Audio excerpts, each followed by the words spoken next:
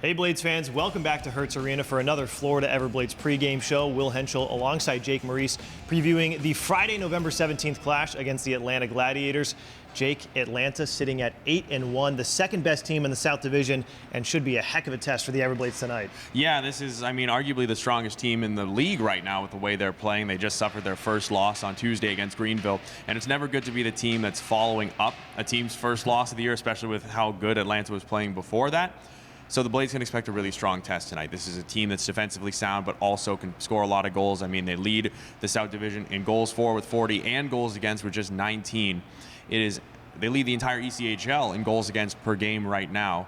This is an elite team, at least to start this year, and the Everblades, they've got to be ready because Atlanta, they're not going to want to go on a little bit of a skid. They won 8 games in a row. That felt real good. They're going to want to get right back to that. A very tough test for the Everblades, but Florida should feel pretty confident coming into this game. A 5-4 win against Greenville and then a 4-1 victory on the road in Orlando. So 2 consecutive wins for the first time this season for the Everblades, and that should hopefully build up a lot of confidence. Yeah, certainly feels a lot better than it was losing the 4 straight before that. And the win on Sunday wasn't the prettiest, but it got the job done, and then they followed it up with a really nice one on Wednesday. It was one where a bunch of different guys were able to come through in big moments for the team. Joe Penden's an absolute beauty of a goal for the insurance marker early in the third, gave Florida control of the game. And it was the first time this year where it really looked like the Blades were playing on the road, at least the same way they did last season, where they'd get a lead, especially a multi-goal lead, and they just lock a game down with their solid defensive structure. Never really felt like Orlando was coming back in that one on Wednesday, even though it was just a 2-goal affair. And the Everblades, when they play with a lead, they are one of the best teams in the ECHL, and they showed it again on Wednesday night. No doubt, and what makes those 2 wins even more impressive, the one against Greenville and Orlando, is that they were both come-from-behind efforts. They did not score the first goal in those games, but Atlanta, like we said, you kind of previewed it, a very tough test. This is a solid team, only losing their first game of the season a few days ago, but it was a historic start to the season. They're looking to make it a historic second jump to the season. Yeah, they are, and we saw that last year. The Worcester Railers, they won their first 9 games of the season, and then they went sub-500 the rest of the way and missed the playoffs. So Atlanta, they don't have to look far back in history to see that a strong start doesn't mean anything if you don't keep it going throughout the year. And best way to do that is to make sure you don't go on any extended losing skids at all, right? Don't lose back-to-back games.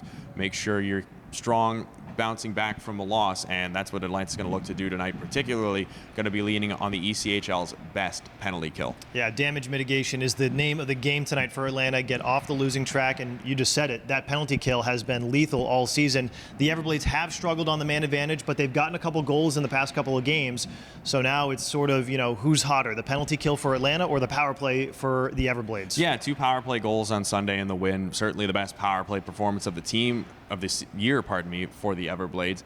And then on Wednesday, they didn't score any power play goals, but it looked good. It gave them chances. It gave them momentum. You only had 2 in the game, right? It's not like you had too many chances to make it work. But tonight, special teams are going to be huge because of how good Atlanta is on the penalty kill.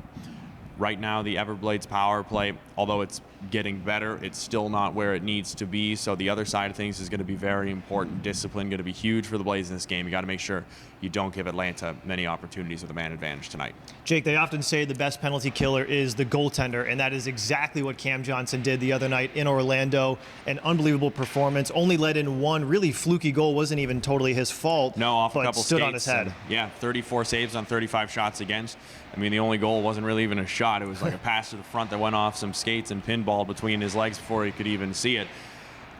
Easily his best performance of the year, vintage Cam Johnson, and it was great to see that again. And a big part of that was the defense supporting him out front. So all of that needs to keep going because Orlando is a talented team, but Atlanta is a different class than they are. So the Everblades, it's going to be tougher tonight to do all those little things right in your own zone to make Cam Johnson's life easier. He can handle a hard night, but you don't want to make his night harder on him by not being there for the right shot block, the right stick in the passing lane, all that kind of stuff, not clearing the block out from the front of the net. So you got to make sure that you help Cam Johnson as much as you can so he can go back-to-back with great performances. A full team defensive effort, but Jake, speaking of that defense, the Everblades losing a couple of pieces to our affiliates and some guys moving in, coming off the IR and filling in some holes. Yeah, Dennis Asana and Evan Cormier getting called up to the checkers earlier this week certainly hurts the Blades played Wednesday and won without them, but it's going to be tougher today. But it's all about, as you said, guys coming up and filling into those holes in the lineup. There are still a number of key players on IR. Logan Lambden just placed on today. That's certainly going to be a very big piece of the Everblades lineup, sitting on the sidelines for a while.